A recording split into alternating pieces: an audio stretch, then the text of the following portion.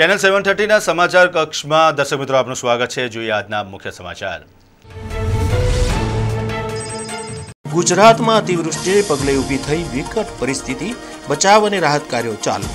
વડોદરા કોર્પોરેશનની ચૂંટણીને ધ્યાનમાં રાખી વિવિધ ખાતાના ઉચ્ચાધિકારીઓની કલેક્ટરે બોલાવી બેઠક। વરસાદે વહીવટી તંત્રની ખોલી પોલ, ઠેર ઠેર ભૂવા પડવાના બનાવ। શહેરના અર્બન ફિટનેસ સેન્ટરમાંથી કિંમતી મોબાઈલની ચોરી, શંકાની 100 માલિક તેમજ કર્મચારીઓ તરફ પણ તકાઈ।